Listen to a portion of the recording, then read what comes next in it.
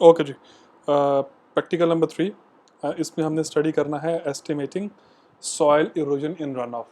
जो ये practical number 3 है ना, ये मैनुअल में भी आप चेक करोगे और मैं वैसे भी आपको बता रहा हूँ कि ये बेसिकली जो है it's an extension of practical number 2। जो कुछ हमने प्रैक्टिकल नंबर 2 में स्टडी किया है ये उसकी एक्सटेंशन है एक तरह से, ठीक है ना। प्रैक्टिकल नंबर 2 में जो है वही वाले ऑपरेटर्स यूज़ हुए हैं जो हमने इसके अंदर यूज़ करने हैं, ठीक है। ऑब्जेक्टिव ऑलमोस्ट सिमिलर है, चेक करो। नंबर 1 ऑब्जेक्टिव जो है दोनों प्रैक्टिकल नंबर 2 का और प्रैक्टिकल नंबर 3 का वो सेम है। ऑब्जेक्टिव नंबर 2 जो है उसमें सिर्फ एक फ़र्क है कि प्रैक्टिकल नंबर 3 में हमने लिखा हुआ है calculating soil erosion rates against varying rainfall intensities, और यहाँ पे हमने क्या लिखा हुआ था, to study erosion phenomena by simply observing turbidity of water, ठीक है। मतलब मैं अगर दो लाइनों में जो है इसको समराइज करूं तो क्या चक्कर है कि हमने जो है बेसिकली पहले में क्या किया था कि हमने एक टर्बिडिटी ऑब्जर्व की थी प्रैक्टिकल नंबर 2 के अंदर, कि जो फ्लास्क के अंदर आपने पानी कलेक्ट किया है उसकी आपने टर्बिडिटी जो है ना वो देखी थी कि जिसकी ज़्यादा है उसकी ज़्यादा बात है, रेन इरोजन है वो ज़्यादा है, और जिसकी टर्बिडिटी कम है उसमें इरोजन भी जो है ना वो कम है, ठीक है। सिंपल अब बताऊँ आपको, करना ये है कि टर्बिडिटी ऑब्जर्व करने की बजाय इन्हीं जो फ्लास्क के अंदर आपने पानी कलेक्ट किया है आपने उसकी एक तरह से जो है ना कॉन्सेंट्रेशन जो है फाइंड करनी है, ठीक है। तो जो कॉन्सेंट्रेशन जो है इसके अंदर, जो ए के अंदर कॉन्सेंट्रेशन आनी चाहिए सॉइल इरोजन की, वो आइडियली वो हाफ होनी चाहिए एज़ कम्पेयर टू जो कॉन्सेंट्रेशन जो है वो बी के जो है ना वो उसके अंदर आएगी। क्यों? क्योंकि रेनफॉल जो इंटेंसिटी है वो इसके अंदर हाफ है, तो जिसके अंदर रेनफॉल की इंटेंसिटी हाफ है उसके अंदर इरोजन भी जो है मैथमेटिकली वो हाफ होनी चाहिए, और जिसके अंदर जो है वो रेनफॉल की इंटेंसिटी डबल है उसके अंदर जो है वो इरोजन का जो कॉन्सेंट्रेशन है जो सॉइल की वो भी क्या होनी चाहिए, वो डबल होनी चाहिए, ठीक है ना। मैथमेटिकली थोड़ा बहुत फ़र्क आएगा, ऑब्वियसली लॉसेस वगैरह होते हैं, फ़र्क उसमें आता है, लेकिन मैं आइडियल केस की बात कर रहा हूँ कि वो करीब करीब जो है ना वो होने लाजमी चाहिए, ठीक है। वही वाला सारा जो है ऑब्जेक्टिव, मैं नया कुछ भी ड्रॉ नहीं कर रहा यहाँ पे, इसी को लेके चल रहा हूँ कि वही सेटअप है कि आपने दो ट्रेज लेने हैं, सेम होमोजीनियस सॉइल सैंपल लेने हैं और इनके ऊपर जो है शॉवर करना है रेनफॉल को, और तब तक रेनफॉल शॉवर करते रहना है जब तक कि रन ऑफ बनना स्टार्ट ना हो जाए। जब रन ऑफ बने उसको फिर कलेक्ट करना है इसके अंदर एक फ्लास्क जो होगी उसमें, और इसके अंदर भी फ्लास्क के अंदर जो है वो कलेक्ट कर लेना है। और कितना कलेक्ट करना है? 1 लीटर का वॉल्यूम। आप आधा लीटर भी कर सकते हो, आप अपनी मर्जी से 2 लीटर भी कर सकते हो, लेकिन जितना ज़्यादा वॉल्यूम ऑफ वाटर होगा उतना ही उसको एवेपोरेट करना मुश्किल होगा। जितना वॉल्यूम ऑफ वाटर कम होगा उतना ही उसको एवेपोरेट करना जो है ना क्या होगा, वो कम होगा, ठीक है। तो जनरली हम लेते होते हैं 1 लीटर। आपने वो लिया, सही है, ये करना है, मतलब कि उतना वॉल्यूम जो है उसको और वाटर को जो है ना आपने कलेक्ट करना है, फिर उसको वेपोरेट करना है और फिर वेट कर लेना है। ये बेसिकली सारे के सारे स्टेप्स हैं। अब मैं इन स्टेप्स को यहाँ पे लिखना, मैं इसको मैक्सिमाइज कर लेता हूँ और इन स्टेप्स को यहाँ पे लिखना स्टार्ट करता हूँ जो कि मैंने बोले हैं। पहला स्टेप क्या था इस प्रैक्टिकल का? वो ये था कि आपने जब फ्लास्क ली हैं ये वाली, तो आपने इनको वेट करना है, ठीक है। मैं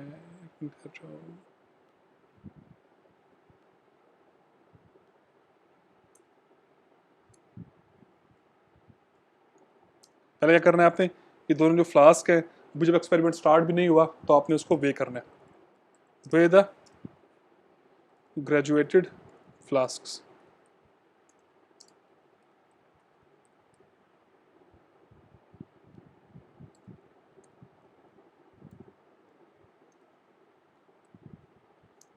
ठीक है। पहले आपने उनको वेट करना है। सपोज करो कि आपने वेट किया, एम्प्टी फ्लास्क मैंने लिखना भूल गया हूँ, way the empty graduated flask, ठीक है। और मैंने उनके नाम लिख दिए, सपोज करो WA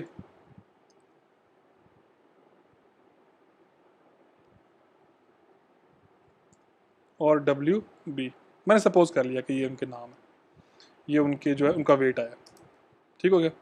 ये जो आपने वेट किया तो उनके वेट आए WA और WB। अब आपने क्या किया, स्टेप नंबर 2 के शॉवर, मतलब वो कुछ मैं स्टेप्स मिस भी कर रहा हूँ, खैर मुझे मिस नहीं करनी चाहिए वैसे, लिखनी चाहिए बीच में। नंबर स्टेप नंबर 2 क्या है, चलो लिखते हैं बीच में कि कलेक्ट होमोजीनियस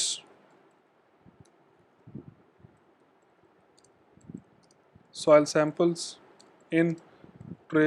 कंटेनर बोलो ट्रे बोलो एक ही बात है, मैं कंटेनर लिख दूँ ट्रे लिख दूँ एक ही बात है। In container A and B, ठीक है। Number 3, shower varying rainfall intensities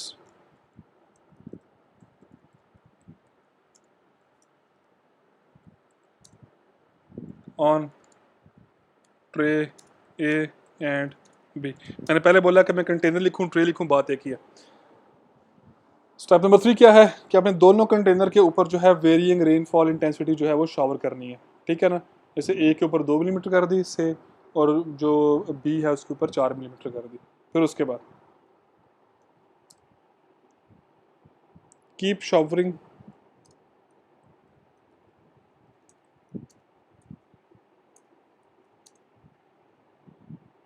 the water until run of is generated, कि आपने वो करते रहना है शावर जब तक कि रन ऑफ बन नहीं जाता, ठीक है।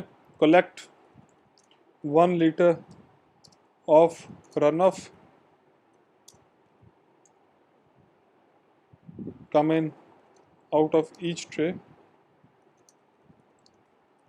in the graduated flask। ठीक हो गया। फिर उसके बाद evaporate water from each flask and weigh again, ठीक है। अब जो वेट आया उसको सपोज करो मैंने बोल दिया WA प्राइम, और दूसरे को बोल दिया WB प्राइम, ठीक है ना। अभी जो वेपोरेट करने के बाद ये वाला वेट है, ये क्या है, इस वेट के अंदर सॉइल का वेट भी है जो बच गई उसके अंदर फ्लास्क के अंदर, और साथ में इस वाले वेट में दूसरे वाला वेट कौन सा है, जो फ्लास्क का एम्प्टी वेट था, ठीक है ना। यानी कि इस फ्लास्क को जब आपने वेट किया पहले तो वो एम्प्टी वेट था, लेकिन जब आप इसको पानी को कलेक्ट करने के बाद इसको जब वे करोगे तो उसमें वो सॉइल का वेट भी आ जाएगा जो कि उस पानी के अंदर मौजूद थी जो आपने कलेक्ट किया। फिर इसके बाद calculate the concentration of soil in each flask by using the following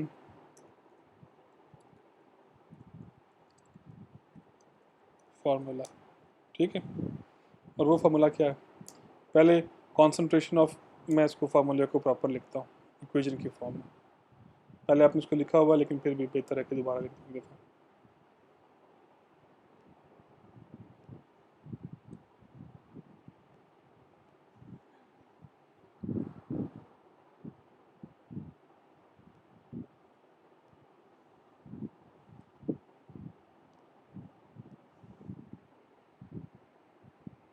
ये होगी concentration of soil in container ए, तो वो क्या होगी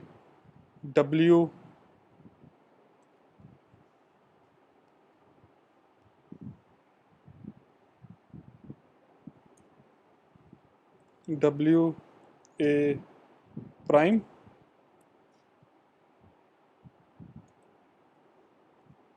माइनस WB प्राइम, ओहो सॉरी क्या मैंने कर दिया, ठीक था पहले जो लिख रहा था मैं,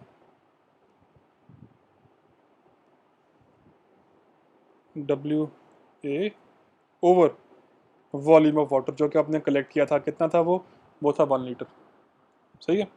ऐसे ही जो कॉन्सेंट्रेशन जो आनी है बी की वो क्या होगी, सारा कुछ यही होगा, सिर्फ यहाँ पे जो सबस्क्रिप्ट है उनमें बी आ जाएगा। ठीक है। अच्छा, अब चूंकि आपकी जो इंटेंसिटी थी, जो बी पे थी, बी वाला जो आपका कंटेनर था या ट्रे था, उसके ऊपर आपकी रेनफॉल की इंटेंसिटी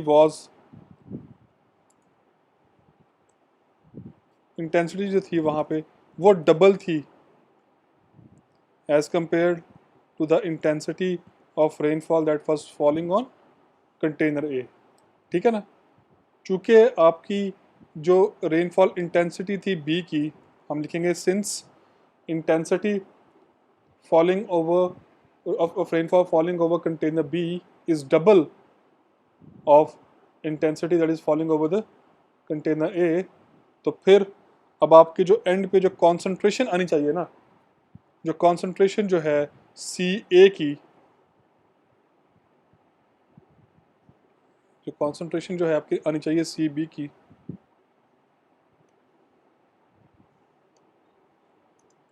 वो भी डबल होनी चाहिए as compare to the concentration of sediment या soil that you found in container या फ्लास्क ए। जितनी इंटेंसिटी जो थी रेनफॉल की, इसकी चूँकि डबल थी, तो ऑब्वियसली जो यहाँ पे कलेक्ट करने वाले सैंपल के अंदर जो सॉइल की कॉन्सेंट्रेशन आई है वो भी इसके क्या होनी चाहिए, इसके डबल ही होनी चाहिए इन आइडियल केस। थोड़ा बहुत फ़र्क आएगा, लेकिन यही चीज़ जो है आपको इन द एंड मिलेगी। अब थोड़ा सा उस टेबल को बता दूँ मैं,